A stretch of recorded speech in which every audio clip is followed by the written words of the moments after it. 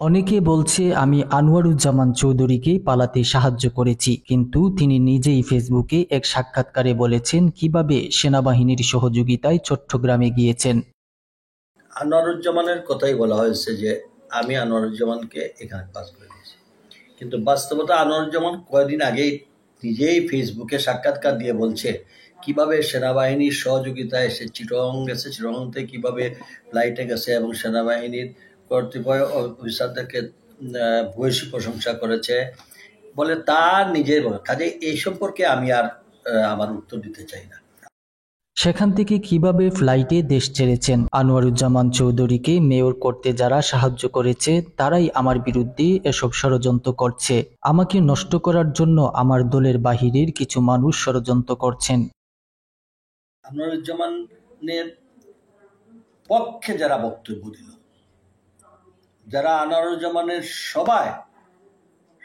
বিভিন্ন সভায় উপস্থিত থেকে মিটিং করল, তাদের বাসায় যখন দেখি বিএনপির নেতৃবৃন্দদেরকে লন্ডন থেকে আসবেন, আমাদের দল করেন না, অন্য আরেকটা দলের বিশ্বাসী, এবং এই কর্নার থেকে আমার বিরুদ্ধে প্রচারণা আমাকে নষ্ট করা যায়, তার জন্য তারা সবসময় গণমাধ্যমে দেয়া এক সাক্ষাৎকারে এসব কথা বলেন বিএনপি চেয়ারপারসনের উপদেষ্টা ও সিসিকের সাবেক মেয়র আরিফুল হক চৌধুরী।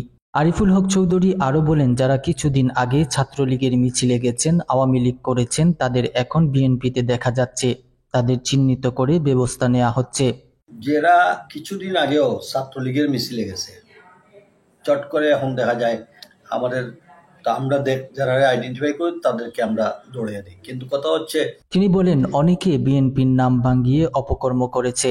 বিএনপির ভারপ্রাপ্ত চেয়ারম্যান তারেক রহমান এসব বিষয়ে কঠোর নির্দেশনা দিয়েছেন, তাদের বিরুদ্ধে সাংগঠনিক ব্যবস্থা নেওয়া হবে। কোনো না কোনোভাবে রাজনীতির নাম ব্যবহার করে। তবে এই ব্যাপারে আমাদের ভারপ্রাপ্ত চেয়ারম্যান জনাব তারেক রহমান সম্পূর্ণরূপে আমাদেরকে যেভাবে সেন্ট্রালি ব্রিফ করা হয়েছে, পরবর্তীতে আমাদের দায়িত্বপ্রাপ্ত স্থায়ী কমিটির সদস্য ডক্টর জাহিদ লন্ডন থেকে বসে আমাদেরকে জুমের মাধ্যমে সিলেট বিভাগের সকল দায়িত্বশীল নেতৃবৃন্দ, আপনি আজকে যেসব বিষয়ে প্রশ্ন উত্থাপন করেছেন, এইটা নিরসন কল্পে এবং মানুষের মধ্যে আতঙ্ক যেন কোনোভাবে আমাদের সংগঠনের নাম ভাঙিয়ে কেউ করতে পারে না। কেউ যত বড় শক্তিশালী হোক, তাদের বিরুদ্ধে প্রথমে মেসেজটা দেওয়া পার্টির চেয়ারম্যানের এই নির্দেশ, এবং পার্টি কোনোভাবেই এদের দায়িত্বভার নেবে না।